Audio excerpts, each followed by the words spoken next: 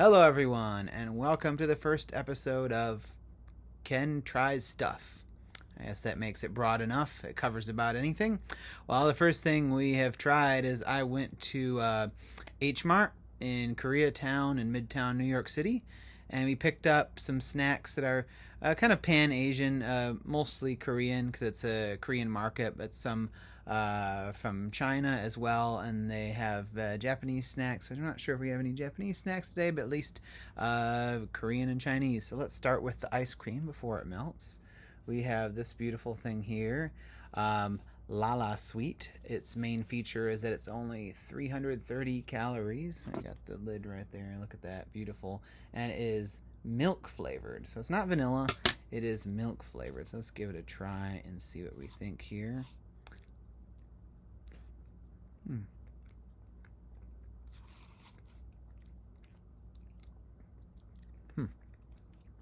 Definitely not vanilla. Yeah, definitely it has this kind of a very milky, almost like they used a type of like milk powder and kind of mixed it into some cream. I would say it's not like compared to your other like the general ice creams. It's not really my favorite if you compare it to like Haagen-Dazs or anything like that. But compared to like low-fat ice creams that I've tried, it's better than those. So it's actually pretty good for like a low-fat, low-calorie ice cream. Definitely recommend in that respect. So I'll leave the ice cream melt for a little bit and jump on to the opposite side of the spectrum. We also have kimchi pancakes here, if you can see that. There we are. And these are by Jinga, established in 1982. So the company is older than me, at least. That's always good. Or not. We're not sure here, but we've heated it up. That's why it's opposite. We've gone from frozen to nice and steamy. So let's go ahead and try this out.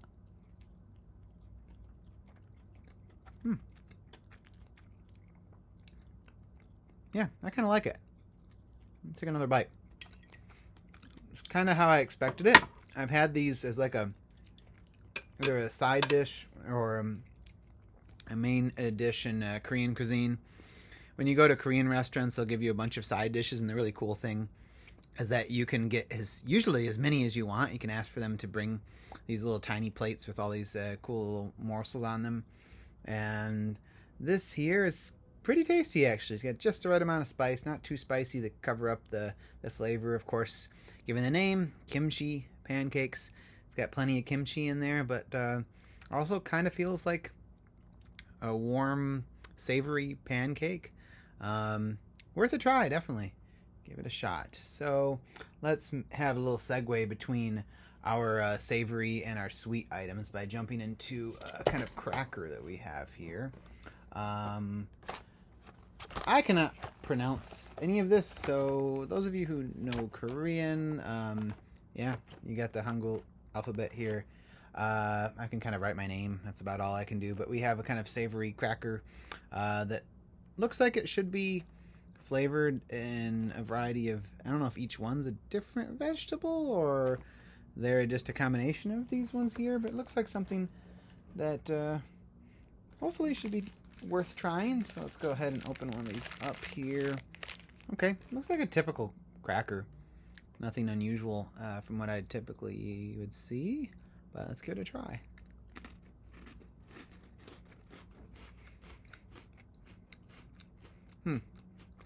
Yeah, it's not too unusual to me. I've had crackers like this before. I feel like it's all the different things mixed together. I'll try another one just to confirm. It's like each one is not a different vegetable.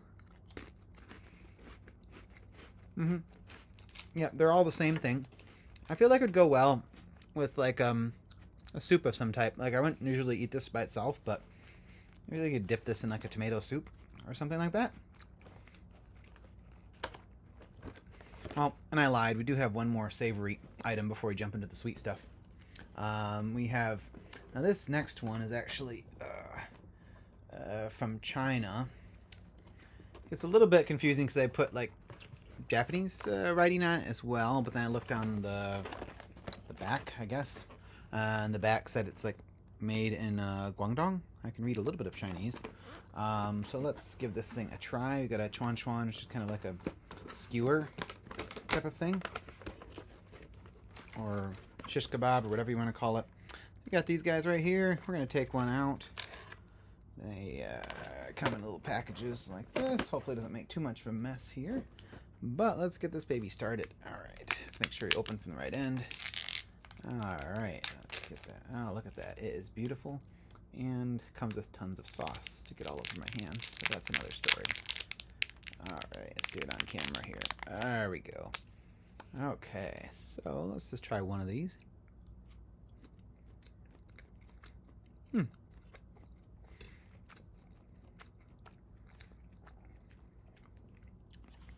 It's tasty.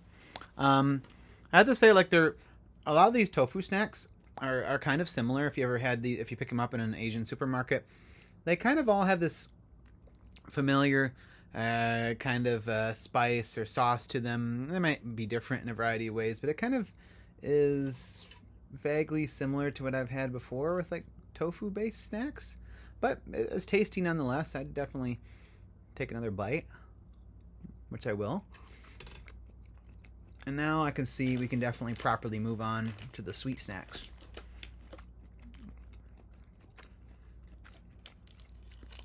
Well, besides the ice cream we had at first, at least. So next, we have something... Oh, there's some English on here. It's a green tea mini yakwa cookie. I'm probably butchering the pronunciation, but there it is for everyone. And we'll take one of these little guys, packaged in individual units here. Look at that. Looks amazing. Here we go. Oh, look at that beautiful thing there. Oh, it's like an eye patch. Look at that. All right.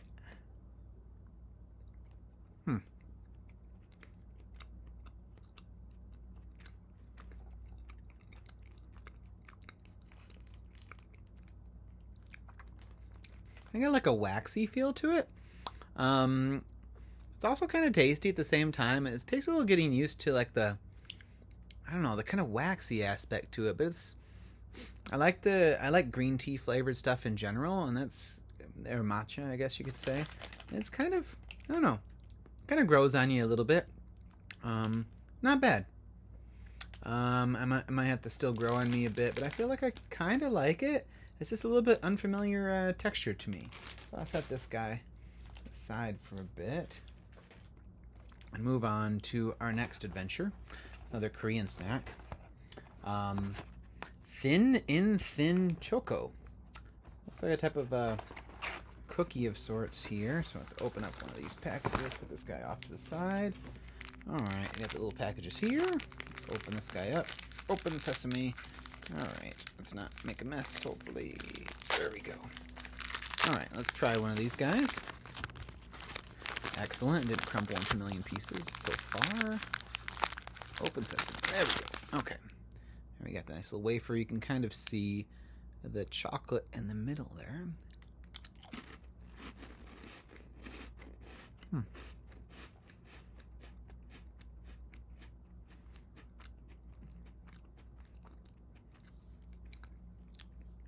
Yeah, good little snack.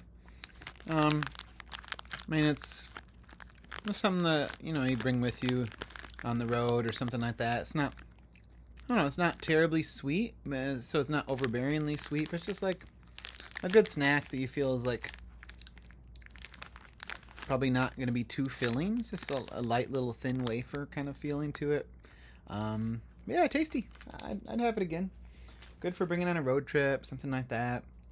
All right, now finally we get to a product, I guess a brand that's going to be familiar, except it's a rather interesting iteration of that brand. It's the Oreo family, but a Chinese product, Chinese iteration of Oreo, a flavor that you've probably not seen on Oreo together or individually in that manner.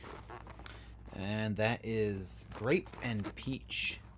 So that ought to be interesting. Let's go ahead and get one of these guys out for us. Alright, there you go. Look at that. Amazing. Looks like I see grape. Oh yeah, there's a peach on there as well. So let's see what this looks like on the inside. All right. Okay, there we are. Look at that. You can kind of see maybe the different colors there. We'll open it up. This is what I usually do with Oreos. I always kind of twist them. That's kind of my trademark. There we go. Look at that. Perfect twist. You can see the grape and the peach. So let's get this guy out of the way first.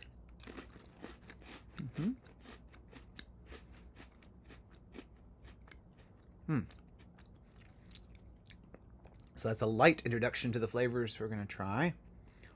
Now let's try the full introduction here. All right, let's try this.